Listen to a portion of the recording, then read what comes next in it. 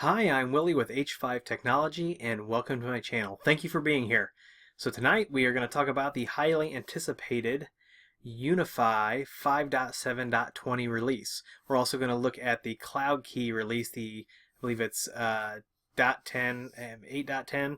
We'll look at that here in a second too, because you know when we do these videos we always do it on our Cloud Key. So let's get started. First of all, if you're running a Cloud Key, yeah, it's just .10, and the old version was in the .8. And with the .10, they are packaging the 5.7.20 controller. Make sure that you have a backup before you do this. Download your UniFi configuration. Always make a backup before we upgrade. So the changes since 8.10, that's where I got 8.10 at. I was getting my numbers confused. They have bundled the 5.7.20. They did put a few system fixes in, nothing to the interface. And then of course here are your upgrade commands. So let's look at the 5.7.20 release. There are some things you need to know. First of all, there are a lot of us running the Pico M2s converted to UniFi. Those are no longer supported. The old UAP ACs are no longer supported. The UAP AC version 2 is no longer supported, and the UAP AC Outdoor is no longer supported. And so if you have those devices, you are not going to want to upgrade to the 5.7 and beyond platform. You're going to want to stay on that 5.6 platform until I think it's October or November. Those devices are completely end of life. So if you've got these devices, you're probably not going to want to upgrade. And right here it says if you're running Debian or Ubuntu and wish to stay on the LTS release, or if you have hardware that will no longer be supported, then you need to update your source file. We do recommend 5.7 assuming you have hardware that isn't supported as of that release. So 5.6 is that LTS, 5.7, and if you look, there's a roadmap that explains how they're numbering all their LTSs. Talks about here why there are multiple stable releases. So 5.6, and we'll just talk about it. 5.6 is the current long-term support, the LTS branch. 5.7 is the current stable branch. And they say here a designated LTS branch will be supported for at least 6 months after its first stable release. And then it says a regular stable branch has no guarantee of updates, but it has newer features and supports the latest hardware. So the 5.7 is like the cutting edge stuff, but they're not guaranteeing updates for 6 months. So we should be seeing though another LTS release then if we're going to stay on this schedule. And it does say that 5.6 will be supported until November, and it is extended partially for longer support of the Pico M2 that is converted. So all of those first gen products, they are going to support those until November. And so when we get close to that November timeline, we should start seeing announcements for another LTS release. So what does 5.7 have that 5.6 doesn't? Some of the biggies. IP version 6 is in beta. Intrusion prevention system. You folks have been wanting a UTM built into this hardware, and Ubiquiti listen. Ubiquiti's good at listening to the users. So there is IPS built into this. Geo IP filtering. When we are looking at maps, we can actually place virtual devices on the map and actually do planning with this, so without having to actually purchase the hardware. That's huge. We can use our own SSH keys to authenticate to devices, load keys, manage keys, things like that. There are auto channel features on the maps. Release notes are now in the controller interface. DHCP options are configurable from the controller UI. They have a new wireless uplink priority, so you're going to want to play with that a little bit. SNMP version 3 is now supported. If you've been running SNMP version 1, you know there are some problems with that, especially if you are in a security sensitive setup, but SNMP version 3 takes care of all those. Historical statistics per client, so traffic, packets, signal power, etc. So now you can really start grabbing a lot of analytics. So, and like they said, this is just a few things. So there's a lot of bug fixes and changes, and I will put a link to this and you can go look at all that. We're going to concentrate on just a few of these. So we have our lab USG, and we're going to go over to settings, and we're going to go down to maintenance, and we can see that it tells us that 5.7.20 is available, and also the .10. So we're actually going to go ahead and upgrade the cloud key firmware, which will upgrade this. I'm going to download, even though my auto backup is set up and it's going to that SD card, I'm going to grab a manual backup real quick of just my settings. So that will download, and then what I'm going to do is I am going to update my cloud key firmware, which is going to do the update from the 8 series to the 10, and is also going to go ahead and upgrade my UniFi from 5.6.30 to 5.7.20. So I'm going to go ahead and apply this, and look at this, we get a warning. There are 1 devices across all sites in this controller that are discontinued and will not work after this update. And of course, it's recommended to make a backup. So that device that they're talking about is that Gen 2 AC, that square AC that I had hooked up. Even though it's not hooked up right now, it's still adopted to the controller. So it's giving me that warning because it knows that that device is there. I'm going to go ahead and confirm this. Now, this is going to take a few minutes, so I'm going to go ahead and pause this video, and as soon as everything reboots, we're going to come right back. We're going to look at some of these features, some of these functions, and how they're going to affect you and your rollout. Okay, so the upgrade is done. It took about 5 minutes. We're presented with the logon screen with 5.7.20. We're going to log in, and we're going to go to our dashboard, and you can see that I don't have any of my wireless devices hooked to the lab at the moment, so it is going to be complaining about that. But if we go into settings, this is what everybody's wanting to see, not necessarily this, but if we go to, real quick before we dig into those settings, what I wanted to do is I wanted to make sure that my USG was on the latest firmware. And let's see, I don't have an upgrade button, but I don't know if that, let's see, we'll just double check the firmware here real quick. So it didn't have the upgrade button, but I went over to the UniFi blog where the release is, and I'm looking at, here I've got the 4.4.18.5052168, and I come over here and I look at the download, and it is 4.4.18.5052168. So it looks like we are on the latest version. So, and I am on, this you can see on the WAN. Let me pull that up. On the WAN, that this is inside, this is buried inside of the lab network. So we may have different results on some of this, but let's get to it. So a funny but not funny story. I paused the video because my IPS tab was missing. Everything was upgraded. I came into settings and IPS was missing. So if you upgrade and you were on 5.6.30, either clear your cache or hold Shift F5 and refresh. I thought I was like losing my mind. I did that, and boom, IPS shows up over here on the left hand side like it's supposed to. Whew. I thought I was losing my marbles.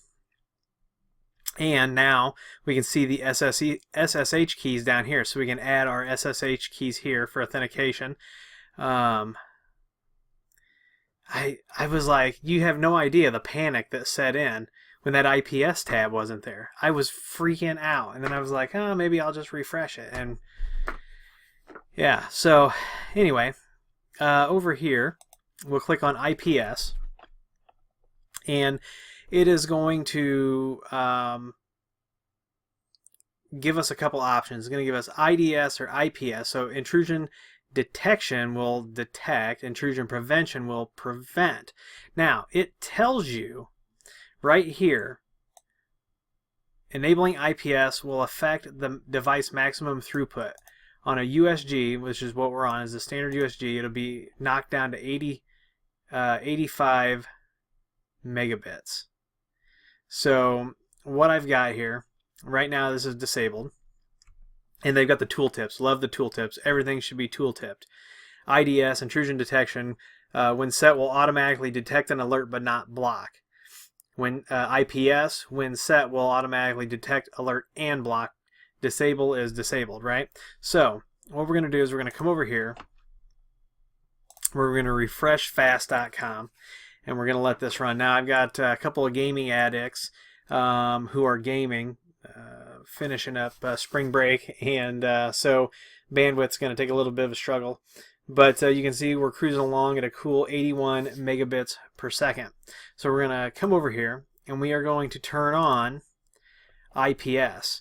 And when you turn this on, you're going to see these restrictions. It says restrict access to Tor and restrict access to malicious IP addresses, and those are both on by default. Now you might be asking yourself, well, where is this information? So if this is not correct, somebody should correct me in the comments. But I do believe that we are, as we all turn this on, we are all forming kind of this network, and everything is feeding back to the Ubiquiti cloud, and everything is being analyzed there and then fed back to your USG. I don't know that it's downloading definitions to the USG. I could be wrong, but for some reason I recall a conversation once upon a time where we're all part of this big network, and that Ubiquiti will be able to detect things and block things and do all kinds of cool stuff. Anyway, we're going to go ahead and apply the changes, and we're going to come over here, and we will see that we are provisioning. And one thing I wanted to show you is I'm going to put a link to this document, because I know you're all saying, well, IDS and IPS, you know, we know what it does, but what does it do, right?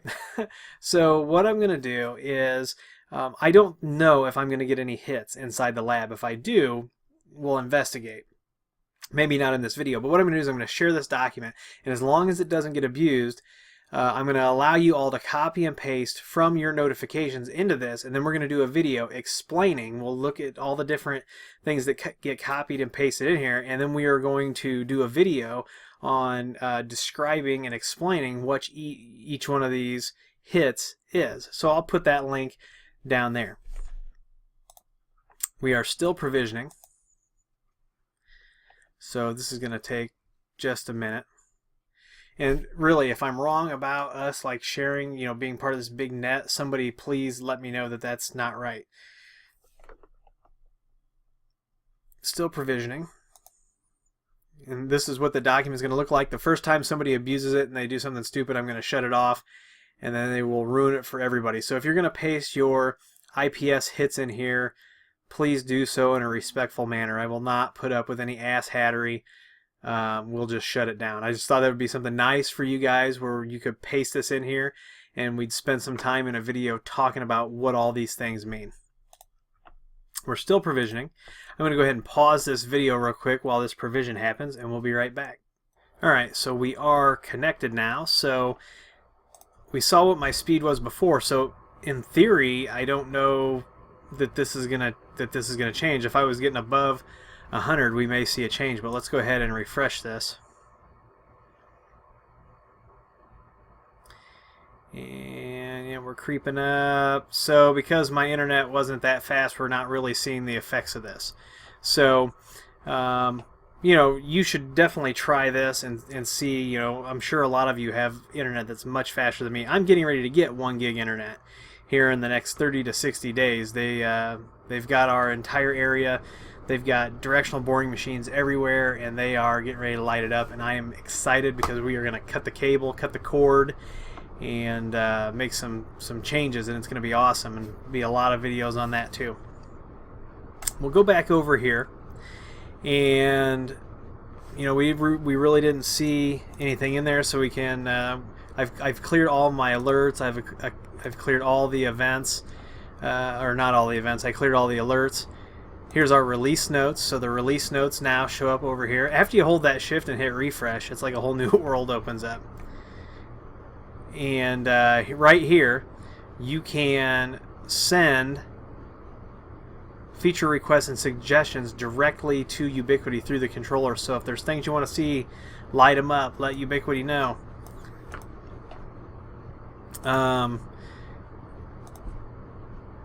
Look, there might be some new stuff here. We're not going to go over the entire interface. We usually do that, but there's a lot of things. So there's the auto channels that you can see there. You could create a new map. It's got the topology, all that stuff. You can, if you edit the map. I'm not going to use Google Maps right now, but play around with the mapping stuff. So let's get back to our settings, and we're back in settings, and we saw the SSH keys. We've talked about IPS. So what IPS does is it runs on signatures. So the people that create the signatures know that certain malicious traffic programs, people, they act in certain ways, and what IPS does is it has rules, and it watches the traffic for things that trigger these rules, and then it can take action if those rules are triggered. You can get false positives. It's not uncommon to have false positives. So it's going to be interesting to see how this grows. We are definitely going to be using this in the real world. This only strengthens the Ubiquiti product line. It's fantastic. Alright, so we're going to go to routing and firewall and see what else showed up. So here's that Geo IP filtering. We can also enable that. And look at this. We can block Afghanistan. We're going to block incoming and outgoing, so nothing is going to be able to go to Afghanistan. We could choose, and I don't mean to offend anybody. I'm just doing this as an example. So we could do another one. I'm trying to find one where I don't have a customer for sure. I don't have any Afghani customers yet. Wait a minute. Look at that, Antarctica. I don't have any Antarctic either, but we can apply that. So now IPs that are from Afghanistan and Antarctica are blocked inbound and outbound. It's that easy. People have been requesting this.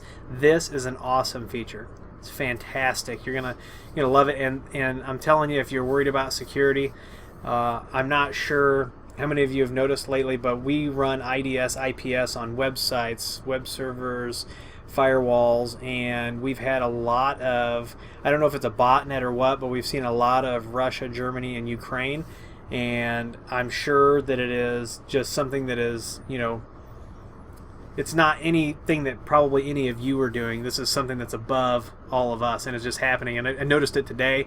Other people have noticed it. We've talked about it back and forth. I was getting emails all day from IPS systems saying that they've blocked, German and Russian and Ukrainian IPs. So it does happen, and if you're having that issue, you can use this. This is a fantastic feature. We've got all of our firewall stuff.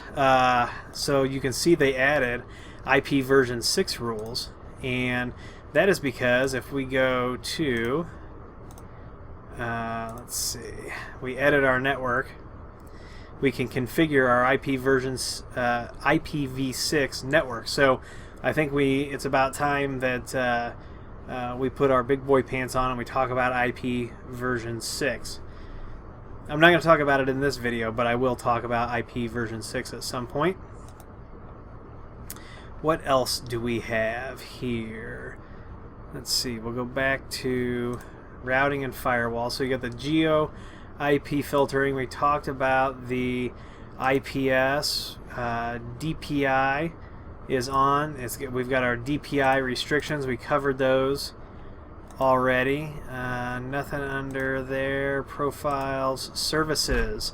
So under services, you are going to see the SNMP, and look, there's SNMP v3, and it tells us right out of the gate some devices do not support this feature. That's probably our EOL devices, but we could put a username and password in. That's one of the very cool things about SNMP version 3 is it actually has real security, and so you can do a lot of things with SNMP version 3, automating configurations and changes and all kinds of good stuff. And so you can see here's the version 1 and the version 2 that run off of strings only, and it does not have that username password. So it's very important. I'm trying to think if there's any other features. I don't think for now. We've got a lot of stuff coming up. A lot of good stuff. And they're going to be longer videos. Some of the videos are going to be a little longer. A little bit longer than my 8 to 15 minutes that I like to keep them in. But I think once you see what we're doing with all of this other gear, you're going to be pleased. So that's it. That's my rundown of the 5.7.20 controller for now. We are going to be doing a lot of stuff with this, and we can emulate some of these and show you what these triggers mean. So if you're running IPS, don't forget, if you're getting notifications and you don't know what they mean and you want to know what they mean, use that link down there, paste it in, put your name next to it, and I will do a video next week once we get some information in there, and we'll talk about what all this IPS information, what it means, because you need to know. I mean, it's a cool feature, and it's an awesome feature. In fact, it's almost a must. It's a have to have, not a nice to have.